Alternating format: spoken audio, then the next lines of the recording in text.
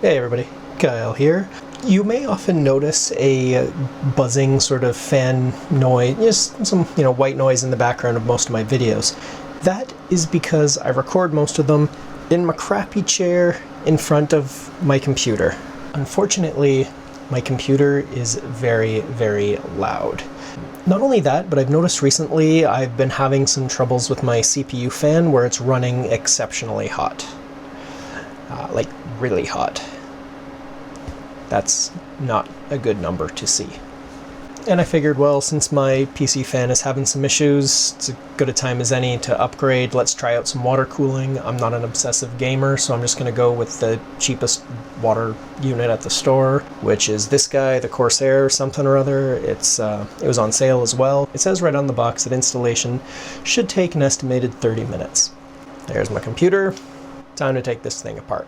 After disconnecting all the peripherals and removing the rear panel, I realized that I'm not sure if it's Cooler Master or Gigabyte I should be mad at right here, but you have this hole so you can access the other side of the processor, but you organize it in such a way that 3 of the 4 holes are partially inaccessible.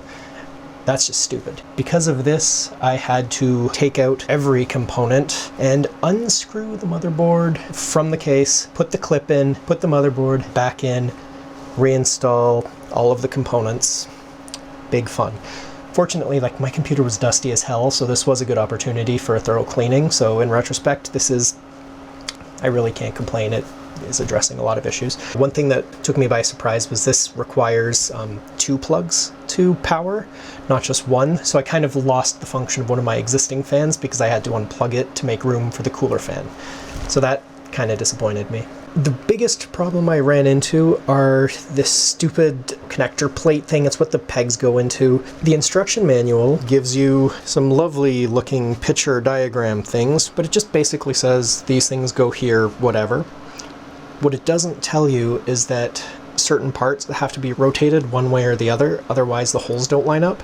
But the instructions just tell you, if you have this, do it this way. If you have that, do it that way.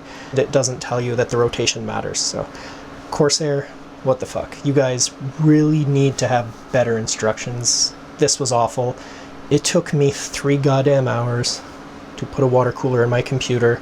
I lost probably 20 minutes due to the case designer being an idiot. Anyway, I was hoping for a very dramatic difference in the sound, and these are the results.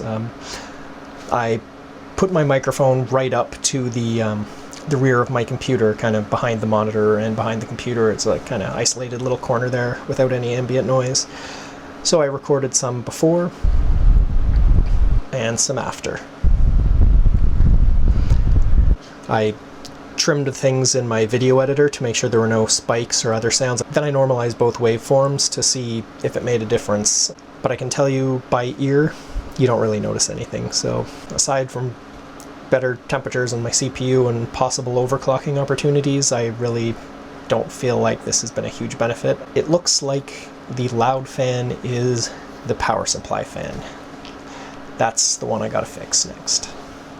But on the temperature front, this is what my machine used to look like idle. This is what it used to look like at full load. And now here it is with the new water cooler. This chart shows you where it's idle and where it's at full load. That's a pretty substantial decrease in heat. I have to say, after all the horrible frustration I went through, now that it's up and running and everything works and I'm happy again and it's dusted and clean, I'm pretty happy with this.